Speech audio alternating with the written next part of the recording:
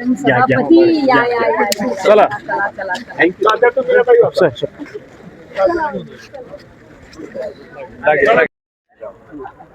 आज या ठिकाणी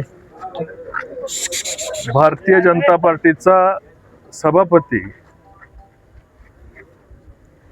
आमची कन्या शिवांजली भोसले ह्या पहिल्या प्रथम भारतीय जनता पार्टीचा झेंडा आज या ठिकाणी फलटण तालुक्यामध्ये लावला।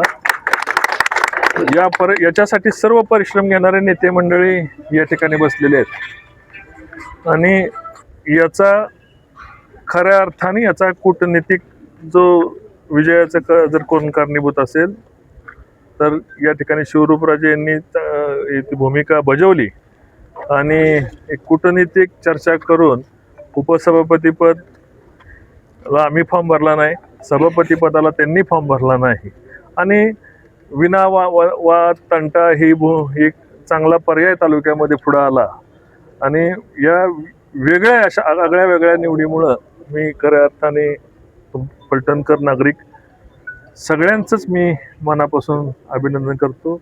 या ठिकाणी शमशेरदादा असतील, आमदार साहेब असतील, तात्या असतील, बाकी सर्व माझे सर्व सहकारी अण्णांपासून या ठिकाणी आणि विशेष करून लोकसभेला विधानसभेला ज्यांनी प्रमुख भूमिका या ठिकाणी बजावली होती विक्रमसिंह भोसले असतील, विक्रमसिंह भोसलेंच्या कष्टामुळं त्या ठिकाणी आमदार साहेबांना त्या ठिकाणी लीड मिळालं आणि आज त्याचंच एक परवर्ती कन्या त्या ठिकाणी सभापती म्हणून निवड झाली।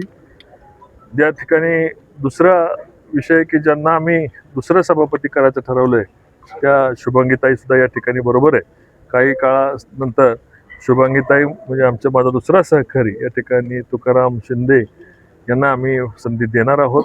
आजचा ही घडामोड आणि तालुक्याचा सभापती होण्याचा मान भारतीय जनता पार्टीची सत्ता महाराष्ट्रात आहे, देशात आहे, पहिला सभापती होण्याचा मान या ठिकाणी शिवांजलीताईंना मिळालेला आहे। निश्चितपणे एक खात्रीने सांगू शकतो की न भूतो न भविष्यते एवढा निधी पंचायत समितीला त्यांच्या काळामध्ये आम्ही आणून देऊ।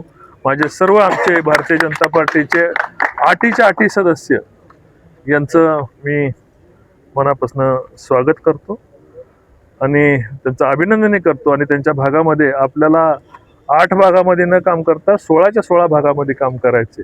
एकदा निवडणूक झाली जी जनता आपली असते, सर्व आपले असतात, त्यामुळे राग द्वेष न करता सर्वांना बरोबर घेऊन जाण्याचा आम्ही प्रयत्न करणार आहोत आणि या निवडणुकीला कुठलाही वाद आणि न झाल्यामुळं त्यामुळे सर्वांच्या बाबतीत सर्व सदस्यांच्या बाबतीत निधी देण्याचा आमचा प्रयत्न राहील, कुठेही कुणाला अडचणीत आणण्याचा प्रयत्न होणार नाही अशा प्रकारची मी खात्री देतो।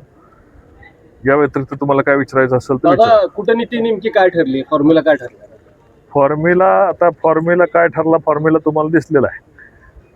2.5 वर्ष ठरलंय काय? आता कुठली पुढची चर्चेवर मी आज ह्या ठिकाणी भाष्य करणार नाही, जे येईल ते पुढे आपण नंतर सांगू। आम्ही दोन्ही इलेक्शनला एवढा कडवा संघर्ष होता, टाळता आला असता का यापूर्वी जसं आज टाळतात?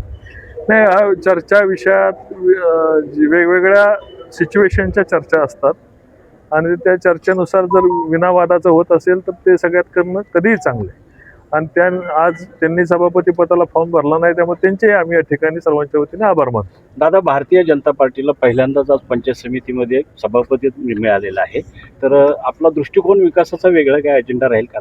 आता विकासाचा दृष्टिकोन तुम्ही बघताय, सगळ्यात प्रगत तालुका, रस्ते, पाणी, वीज, त्याचबरोबर शेती पाण्याला पाणी, औद्योगिकरण, नवीन होत असलेली MIDC, नवीन रस्ते, रेल्वे, अशा प्रकारे वेगाने तालुक्याचा विकास होत आहे आणि आता सर्व सत्ता भारतीय जनता पार्टीकडे आल्यामुळं त्या ठिकाणी विकासाला कुठेही खीळ बसणार नाही अशी मला खात्री। कारखान्याच्या निवडणुकीवर याचा काय परिणाम होईल का? आता थोडीच मी ज्योतिषी कुठल्या निवडणुकीचा परिणाम सांगायला, ज्या निवडणुका त्या विषयी आम्ही आमच्या पद्धतीने निवडणूक लढणार। असं कुठल्या निवडणुकीत कुणी कुठे एकत्र यायचं नसलं, काही कॉम्प्रोमाइज कुठं झालेलं नाही। पुढच्या निवडणुका ज्या त्या पद्धतीने भारतीय जनता पार्टी आम्ही ताकदीने लढू, आमदार साहेबांच्या नेतृत्वाखाली राष्ट्रवादीचे काही लोक असतील ती लढवतील। आज राष्ट्रवादीचे पंचायत समिती सदस्यांनी भाजपमध्ये प्रवेश केला, हो, त्याचं कारण असं आहे की भारतीय जनता पार्टीचे सदस्य हे 5 सदस्य निवडून आले होते आणि हे करताना आम्हाला राज्यामध्ये भारतीय जनता पार्टीचा मेसेज आम्हाला सगळ्यांना द्यायचा होता.